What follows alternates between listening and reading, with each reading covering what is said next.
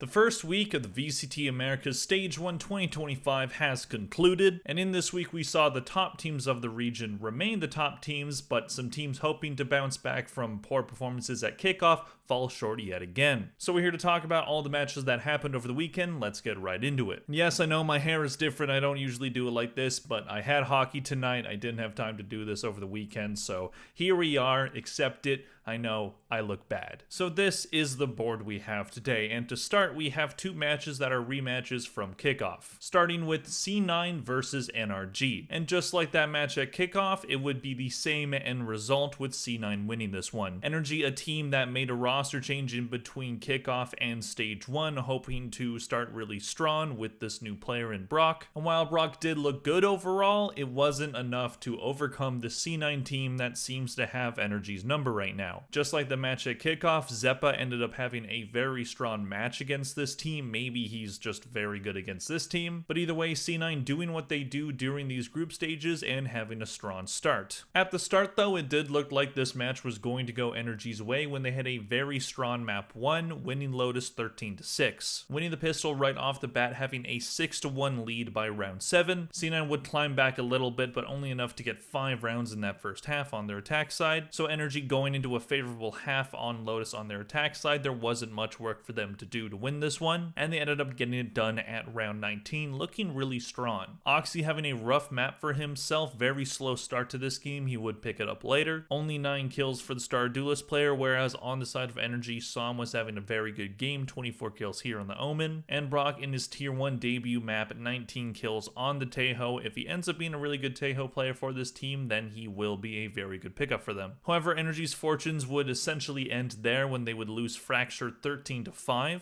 C9 losing the pistol yet again on this one, but quickly recovering, getting to a 3-1 lead around 4. NRG wouldn't have the worst half ever, but C9 would definitely take a commanding lead at the half, 8-4, winning the second pistol as well, not giving NRG much chance to come back in this one. And this one would be over with C9 winning 3 rounds in a row by round 18. Zeppa, as previously mentioned, having a very good game for himself on this map too. He had 22 kills, he was plus 13, best on the server. Som and Brock struggling on this one as well, but Finesse having the worst performance individually with 9 kills. Mada, after having a slow map 1, would go positive in this one, but only 15 kills for the Duelist. And then moving on to Pearl, while this one would be a little bit closer, C9 would definitely be in command for most of this map, having a very strong half on attack, winning the first 5 rounds of this game. NRG only able to muster 3 on their attack side, so 93 at the half, not a curse anymore. C9 would win the pistol, NRG steal it right back, but C9 would get another round, but 4 in a row for NRG would make this one a little bit closer. However, C9 were able to stop that momentum and end this one at round 22. Oxy, after a very slow first 2 maps, would have a very good map on this one, 24 kills on the Jet, the main reason why they won. And C9 running a double Duelist comp with Zeppa on the Yoru ended up working out for them, 17 kills for him. Whereas we also see a double Duelist comp from NRG. I guess a lot of teams are starting to play like how T1 was playing at Bangkok. We'll see which teams can end up doing it effectively. But NRG, I don't know if they're the team that has the roster that can really find a lot of effectiveness out of that kind of double Duelist comp. It did not work for them here. Ethan was bottom fragging on the Yoru with 6 kills, minus 13 for him. I do not see Ethan as a Duelist player. I do not think that that stays. Mada would have 19 kills, but only plus 2 overall. Som trying to keep his team in it on the Astra. Still clearly probably their best player, having a rating of 1.49. He was doing his best. Som, man, I wish he wasn't always attached to the hip with FNS, because he's a very good player, and maybe on a different roster he would be finding a lot more success. Looking at the team MVPs, on the side of C9 we have Zeppa, who went 50, 40, and 13 for plus 10. On the side of NRG, Som was leading the server in kills with 52. He had 40 deaths, 37 assists, and he was plus 12. So C9 starting their stage 1 off strong. They are familiar with this NRG team even with the roster change. So if history is to be believed, then this was a pretty solid matchup for them, and it ended up going their way. Definitely a bit concerning that Oxy had a pretty slow first 2 maps, but that third map showed that he still has it, and C9 usually do very well at this time of year. In these group stages, in these regular season stages, they usually pretty much are one of the better teams. playoffs. So we'll see if they can do that consistently and actually have a good playoffs if they ended up making there. And on the side of Energy, not the start that you were hoping for. This definitely is a match that they could have won, especially with them losing to them at kickoff. They probably would have wanted revenge. But after that first map, they just kind of ran out of gas when C9 definitely wanted this one more than them. Right now, it seems like Verno wasn't the problem on that team, but that is a discussion for another day. We'll see how Energy recover from this one, but my expectations for them are still pretty low. Moving on, we have a matchup that we have now seen 3 times on the year so far, Crew versus Loud. This one ended up going the way of Crew 2-1, losing a map to Loud. Last 2 times these 2 teams played each other, they each won against one another 2-0. So this one was a lot closer, but still having some pretty lopsided maps in there. I guess whenever these 2 teams play, there just has to be a couple lopsided maps in there. That just seems to be the way it goes. But either way, after struggling mightily in that first map, Crew were able to recover very well, having a stomping of their own on that second map and then a close third map, but they were able to close it out. Looking at map 1, we have Fracture, which ended up being a 13-3 win in favor of Loud, this one being Crew's pick. Definitely looked pretty dire for Crew at the start of this one. They lost the first 11 rounds in a row. Loud just absolutely steamrolling them, Crew only able to get 1 at the end of the half. So pretty much no room for them to recover on this one done at round 16. No one on Crew going positive. The most kills one player got was Melzer on the Brimstone with 11, whereas on the side of Loud, Kawazine, continuing his strong play from kickoff, had a very good map for himself, 18 kills, he was plus 12. But then Haven, which was Loud's pick, would be a complete reversal of what happened on Fracture, with Crew taking this one 13-2. Very strong play by the Latam team here. While they didn't have as many rounds in a row as Loud did on that first map, they still had a very solid first half. 10-2 at the half, Crew winning the pistol and then winning 4 rounds in a row 2 separate times, not letting Loud to continue their momentum from the first map. And then 3 rounds in a row on their attack side would end this one very quickly. This is a map that these 2 teams have played against one another quite a few times now. Kesnet with a solid bounce back map. He had 20 kills on the Yoru, looking very good. We're seeing a lot of Yoru play right now. Seems to be one of the more meta duelist agents. Mazzino on the Breach had 14 kills. Melzer tied him with 14 on the Omen. On the side of Loud, all negatives. Vinny standing out like a sore thumb with only 2 kills on the Breach. He was minus 13. Most kills they got was Pancata with 12 on the Omen. So we had 2 lopsided maps, but as I mentioned, the third map was pretty close. This was a 13-10 win in favor of Crew on Split. However, during that first half, it seemed like this one was going to be lopsided yet again, but this time in the favor of Loud. After Crew won the pistol, Loud would end up having a 8-2 lead at round 10, but then Crew were able to string some rounds together at the end of this. So it was 8-4 heading into the half. Not the biggest lead, but Loud definitely in control. Crew would win the pistol. Loud would steal 2 away from them to get the lead. They only need 3 more rounds, but then 7 rounds in a row from Crew on their attack side would end this one pretty decisively. Shy having a solid map for himself, 18 kills on the Viper, but Kesnet leading the server with 25 kills. He was plus 11 on the Jet. Glad to see Kesnet doing well. He didn't have the greatest kickoff, but there were some health issues there, so not really that big of a deal. He is Kesnet. He will be pretty consistently pretty good. And yet again, all negatives on this side for Loud. Only Kawazine breaking even with 16 kills and 16 deaths on the Tejo. Digizin struggling on these last 2 maps, only 13 kills for him on this last one. Looking at team MVPs on the side of Crew, we have Kesnet with 53, 38, and 13, and he was plus 15. On the side of Loud, we have Kawazine. He went 40, 36, and 11 for plus 4. So this was a solid rematch win for Crew, proving that right now they are at least the better team from South America. But Loud definitely played a good game. Very solid win on that first map, and then making that third map close. They just had a really bad Haven, which gave Crew the momentum to get back into this one and put it away. Loud is still showing a lot of skill. We'll see if they can find consistency in the stage, because right now they look a bit up and down, but they still have a ton of skill on that roster, so I think they're going to be okay. I don't know if they're a lock for playoffs, but with only 4 teams being able to make it out of 6, I think they're at least better than bottom 2. They've shown a lot of really good play so far, but their group is very difficult, so nothing comes for free in this world. Moving on to the second day of matches, we have G2 versus Furia. This one started pretty scary for G2. They were not playing very well. Furia was outplaying them. In fact, they won the first 8 rounds in a row. However, once G2 got composed and started winning rounds, it was a pretty easy win for them. They just needed a bit of time to get get warmed up in this match, and Furia was a team that's probably been waiting for this moment for quite some time, whereas G2 coming off of a grand final loss at Bangkok probably got a bit of a Valorant hangover there, but they seem to get over it pretty quickly. Looking at map 1, we have Lotus, this one being G2's pick, and as I said, Furia won the first 8 rounds of this one. Ended up being a 9-3 half in favor of the Brazilian team, this team being considered one of the worst teams in the Americas, and G2 being considered one of the best. So if it continued in this fashion, this would have been quite the upset. However, G2 remembered who they were and then won 4 rounds in a row to start the second half. Furia would get one of their own,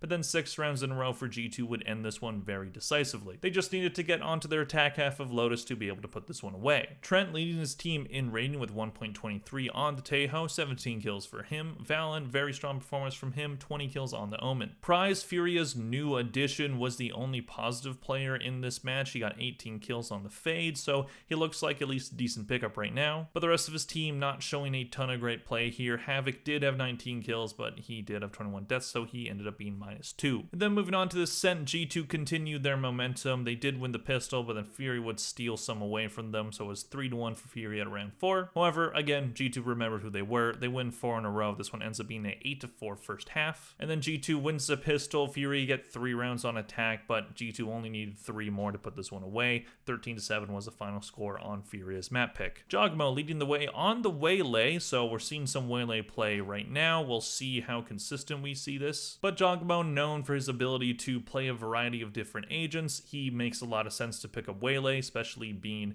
the duelist player, and he was pretty effective on her. He got 20 kills, he was +9. Leaf was leading his team in kills on the Vines with 21 kills, he was +6. On the side of Furia, yet again, only one player positive. This time it was Havoc with 17 kills and 16 deaths. He was playing Yoru. And Prize not having the same strong map that he did on map 1, only 8 kills for him on the Sova. Looking at the team MVPs on the side of G2, we have Giacomo. He went 37, 27, and 6 for +10. On the side of Furia, we have Havoc, who went 36, 37, and 6 for -1. So G2 with the solid win here. I think this was a very favorable match for them to start the stage with. After the gauntlet they went through at Masters Bangkok, it was definitely good for them to play against a team that wasn't really a contender to overtake them in the standings or anything. So while Furia did have that strong start to the match, a better team probably would have been able to hold on to that lead, but G2 are a much better team than Furia. Maybe we can take some good signs from Furia here, maybe there's some good here to be had, but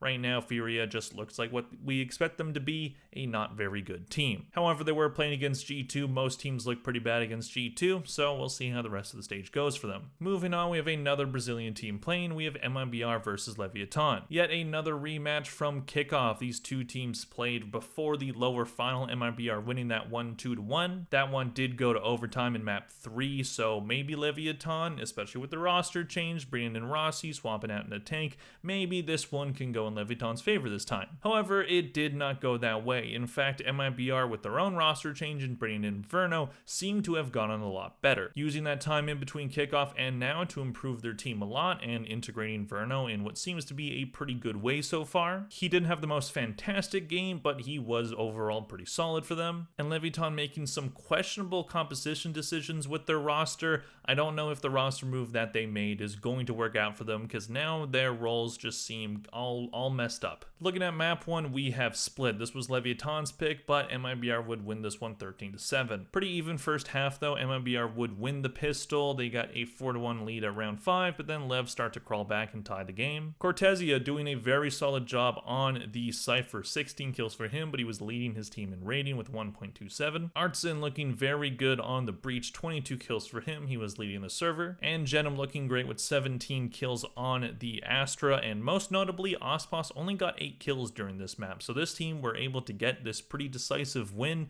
without Ospas having his best match. On the side of Leviatan, all negatives overall. We see Demon 1 on the Omen. Now I know Demon 1 on Smokes has been a thing that some people in the community have asked for. He did play Smokes when he was playing for Evil Geniuses. However, I really don't know if Demon 1 on Omen is exactly the comp decision I would make. If he was playing Brimstone, maybe, but I don't know, him on Omen just did not work in this match. Maybe it could work in a different way, but the overall comp just looks really messy. You have Demon 1 and Tex, 2 players that could play Duelist, and then you put Kane on Duelist with Yoru. Was he not IGLing during this match? I'm pretty sure he's still the IGL for them, but maybe Rossi's calling for them or mid-rounding for them, and we have seen some players this year call, like, being the IGL while playing Duelist, but I don't know if Kane is the player that I would want in that position. Kane is a very good player. I think he's quite underrated, but I think he's better suited for more of a support role. I do not see him as a Duelist player. This just seems like a weird comp decision for me. And then things don't get much better for Leviatan on Icebox, this one being 13-8. Lev would have a much better first half, but then an even worse second half. Seems like second halves for them are just very poor. MIBR would win the pistol, winning the first 2 rounds in a row, but then 7 in a row from Lev would give them a commanding lead. This one ended up being 8-4 at the half, so Lev, they're in the driver's seat in this one. They're beating MIBR on their own map pick, and then everything came falling down when MIBR won 9 rounds in a row on their attack side to put this one away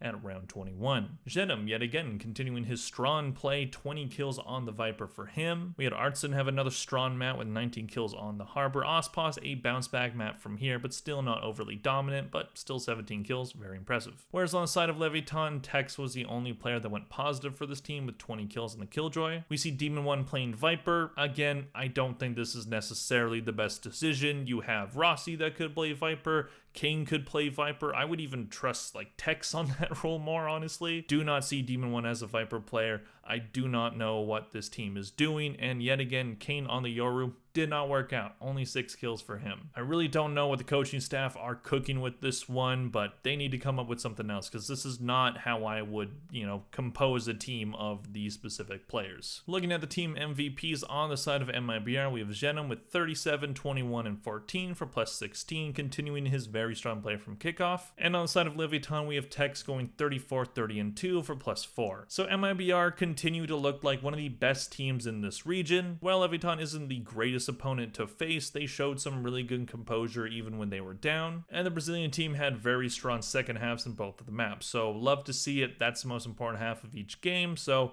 they were looking quite strong. And for Leviatan, I do not know how I see this team after this match. I do not think the team compositions that they've cooked up are going to work for this team. I do not see the roster of how it is constructed right now working in that way. You are not putting your players in a position to succeed right now, in my opinion. Maybe it ends up working for them in other matches, but I don't have a lot of faith in this team right now. I don't know if I see them making playoffs if these are the compositions that they're making. Moving on to the last day of matches, we have Evil Geniuses versus 2G. 2G looking to bounce back from their horrendous performance at kickoff. Their tier 1 debut did not go the way that they would have wanted. However, while they would look better in this match than they did previously, it still ended up being a 2-0 victory for Evil Geniuses. 2G have yet to win a map.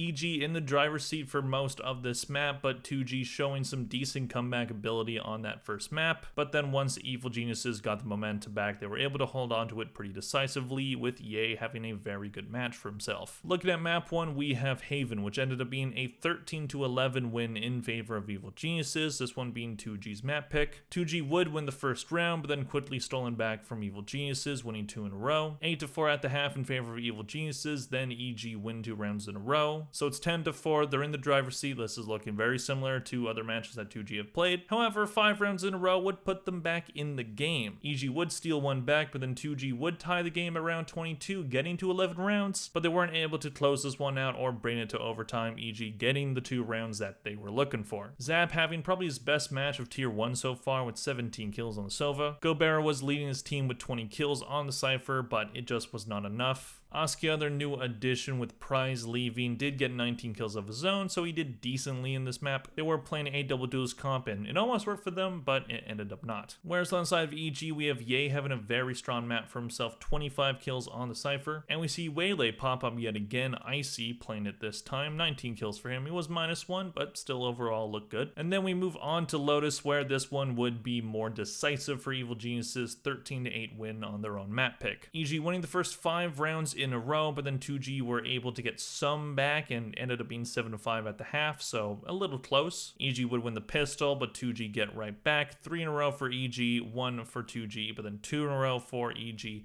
at the end. So many G's in this map, but round 21 is where this one would end. Zap yet again leading his team in raiding, 17 kills for him, yet again playing Sova. They were playing a double duelist comp with Raze and ISO and just didn't work out for them in this one. Nature having a solid map for himself, leading his team in raiding with a 1.19, 17 kills for him. We see Ye yet again flexing. I would prefer if he was just playing Sentinel, but if they want him as a Sentinel smoke flex, then fine. But he got 18 kills on the Clove. Icy did okay with 16.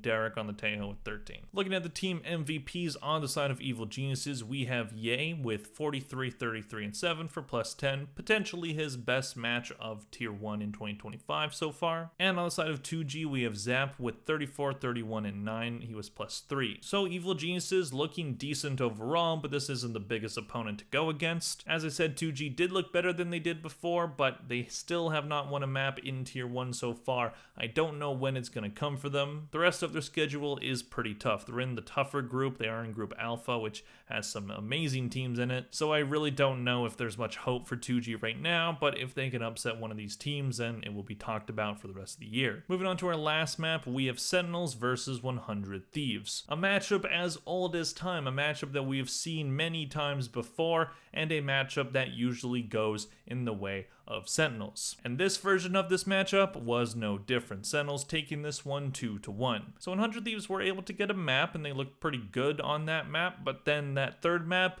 was a complete disaster for them. Sentinels getting their own 13-1 victory. They got 13-1 at Bangkok, so maybe this is them on the revenge tour. Looking at map 1, we have Pearl, this one being Sentinels pick. They win this one 13-5 pretty decisively. Very solid first half from them, winning the pistol. 100 Thieves would steal it right back, but they couldn't build off of that. 8-4 at the half, Sentinels win the pistol yet again. 100 Thieves only able to get one attack win on that second half. Celsius on the Vise was very good in this one, 18 kills for him, leading his team, and John QT tying him in rating with a 1.42 rating and 16 kills for him. All negatives across the board for 100 Thieves, 3 players tying with 13 kills in EU, Asuna, and Xander, and Boostio and Cryo tying each other for 8 kills respectively. So some struggling on 100 Thieves side, but then map 2 would be a better story for them. They did end up winning that one 13-9, their own map pick in Haven. They start strong by winning 4 in a row, but the first half would be quite close, with it ending 6-6, with Sentinels building off of some momentum. Then 100 Thieves winning the pistol yet again. They won 5 rounds in a row to start that second half. That put them in a great position to win this one. And after Sentinels winning 3 of their own to make this one a bit closer, 100 Thieves would get it done by round 22. Bank against his old team, 18 kills. He had a very strong match for himself. Yet again, we see a double duelist comp, both teams playing it actually. 100 Thieves played one on Pearl as well. Zekken on Yoru, narrate on ISO. Did not end up working well for them on this map. 15 kills for Zekken, only 8 for narrate. Whereas it worked a lot better for 100 Thieves with Cryo on the ISO and Asuna on the Neon. 24 kills for Cryo and 20 for Asuna. So 100 Thieves, they tied the game after a rough first map. They can build momentum off of this. They can finally beat Sentinels for the first time since the end of last year. But that would not be how this one went. Split was 13-1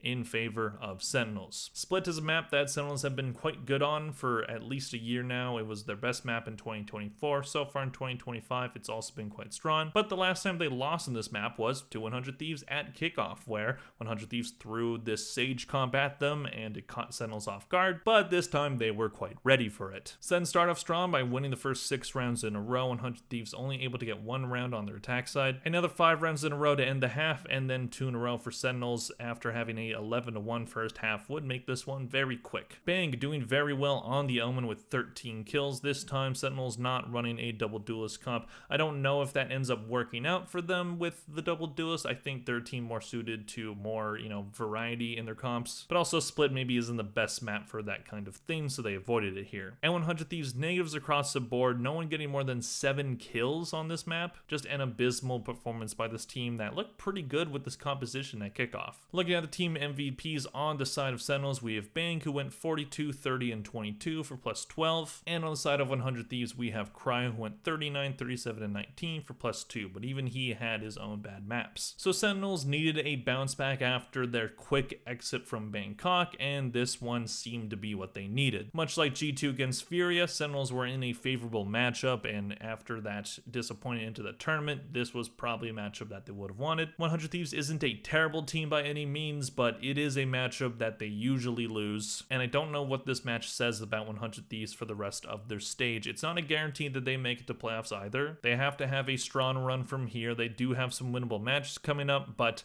again, they are in a very tough group. It's going to be a dogfight for those playoff starts, and is 100 Thieves ready for that fight? We will see how it goes for them. So that's all I have to talk about today. Apologies for this video being about a day late. I was really busy this weekend. Hopefully I'm able to get the match videos done a bit earlier next week. We'll see what ends up happening. I'm going to be doing updated power rankings as well, so stay tuned for that this week. And maybe one or two other videos gets thrown in for the weekend as well, but we will see how that goes. So let me know in the comment section down below what you guys thought of all these matches. What do you think this says about any of these teams? Who do you think is going to continue their strong run? Who do you think is going to fall off? Let me know all that and more in the comment section down below. Please click like and subscribe if you enjoyed this video. Thank you very much for watching, and I'll see you guys in the next one. Bye.